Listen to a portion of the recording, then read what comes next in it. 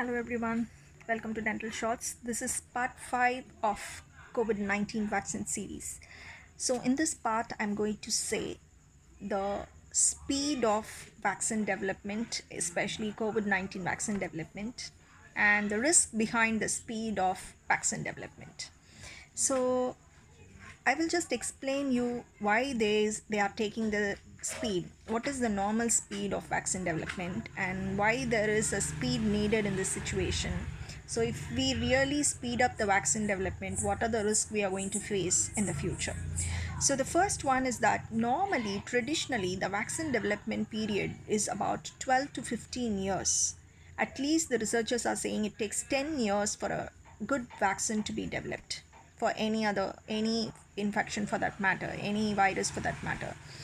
And the technology is biotechnology has been increased so that the genetic sequence is found out earlier, and the vaccine technology has also been increased. But the vaccine development period is gradually decreasing. For example, if you see an Ebola vaccine, it has been developed in 5 years period. Traditionally, it is 10 to 15 years, but Ebola vaccine has been developed in 5 years itself. So it also says about the technology increase and the speed of vaccine development which we are capable of. But now what we are doing, even speeder than the Ebola vaccine, we are trying to make it. That is the speed of vaccine development even more increase, that we expect the vaccine of COVID-19 by 2021. Researchers are saying they will find out within 2021 too. So they are speeding up because the fatality rate of COVID-19 is less, but the transmission rate is very much high because the incubation period is long. Even the asymptomatic people are transferring the viruses from person to person. So this is the key point. They are speeding up the vaccine development because the transmission rate is higher in COVID-19. So why that much time is taken for any vaccine to develop is that first they have to try it in animal models, and then they have to do clinical trials. So why they are doing they have to do in animal models because they have to find out whether the vaccine is efficient enough. Okay, first in the animal models. But what is the difficulty we are facing in the animal models is that since the spike protein of the SARS-CoV-2 is an affinity towards ACE2 receptor of humans, they have to transgenic modulation has to be done in the animal models. For example, if you consider a mice, the ACE2 receptor is very less. So they are going to do a transgenic modulation in a mice. So that only they are saying the animal model which we are involving in the COVID-19 has to be a COVID-19 specific animal model. It's not an animal model as such. They have to modify it. They are saying the COVID-19 specific animal model are being developed. Okay, that is, for example, transgenic mice, hamster, ferrets, and non-human primates.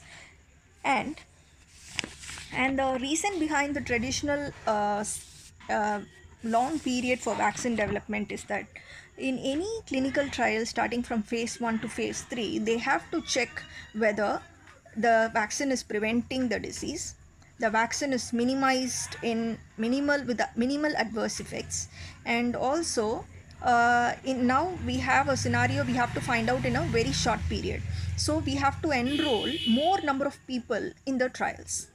So that is the difficulty we are facing.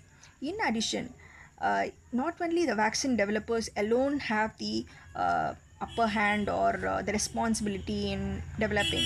There will be a strong cooperation and coordination between vaccine developers, regulators, policymakers, funders, public health bodies, government. These all together is needed for any vaccine development.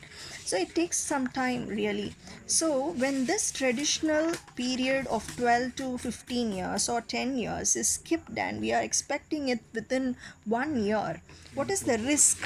So the scientific article named "Don't Rush to Deploy COVID-19 Vaccine and Drugs" highlights, this article highlights it is very important not to cut the corners. That is, they are saying don't speed up.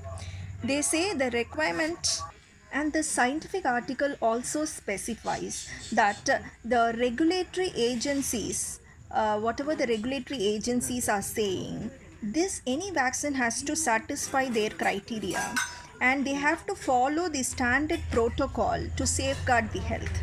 Okay, and to evaluate the safety of vaccine, we have to try not only in one animal models or with one virus strains, rather we have to use a multiple virus strains.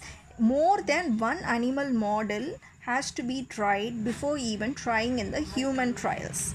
Okay, that's why we are saying when we speed up, no, all these processes will just shrink, and then it will cause impact in the human trials. So better we have to be very slow and study in the vaccine development.